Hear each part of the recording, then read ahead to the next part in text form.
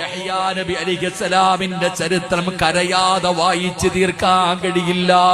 അല്ലാഹുവേ, യഹ്യാ നബിയെ കാണുന്നില്ല, യഹ്യാ എന്ന് പറയുന്ന ചെറിയ കുട്ടിയെ കാണുന്നില്ല. എത്ര തിരഞ്ഞിട്ടും തന്റെ പൊന്നാര മകനെ കാണുന്നില്ല. പടച്ചവനെ, സക്കരിയാ നബി ബൈത്തുൽ മുഖദ്ദസിന്റെ മുമ്പിൽ ചെന്നിട്ട് റബ്ബിനോട് ദുആ ചെയ്യുന്നു. വയസ്സാങ്കാലത്ത് കിട്ടിയതാ പടച്ചവരെ, കാത്തുകാത്തിരുന്നിട്ട് വയസ്സാങ്കാലത്ത് നീ എനിക്ക് തന്നതാണ് യഹ്യാ എന്ന് പറയുന്ന പൊന്നുമോര്. അവനെ കാണുന്നില്ല റബ്ബേ, അവനെ കാണുന്നില്ല റബ്ബേ, എനിക്കവനെ വേണം പടച്ചവരെ. മുഖദ്ദസിൽ ചെന്ന് ദുആ ചെയ്തിട്ട് തിരിച്ച് വീട്ടിലേക്ക് വരുമ്പോ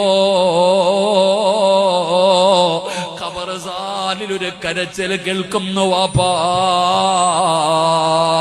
ഖബർസ്ഥാനിൽ ഒരു കുഞ്ഞിന്റെ കരച്ചിൽ കേൾക്കുകയാ. കരച്ചിൽ കേൾക്കുന്ന ഭാഗത്തേക്ക് ചെല്ലുമ്പോ പള്ളിക്കാട്ടിലെ ഖബറിനകത്തിരിക്കുകയാ ആ ചെറിയ മകനുണ്ടല്ലോ, ഖബറിന്റെ ചാരത്തിരുന്ന് കരയുകയാ. ഇടിഞ്ഞു കിടക്കുന്ന ഒരു പഴയ ഖബറിന്റെ ചാരത്തിരുന്നിട്ട് യഹ്യാ എന്ന് പറയുന്ന പൊന്നുമോനിരുന്ന് തേങ്ങുകയാണ്. വാപ്പ ചോദിക്കുന്നു, മോനെ എവിടെ പോയടാ, നിന്നെ എവിടെയല്ലാ തിരിഞ്ഞടാ യഹ്യാ, എന്തിനാ എന്റെ പൊന്നുമോൻ ഇവിടെ വന്നിരുന്ന് കരയുന്നത്?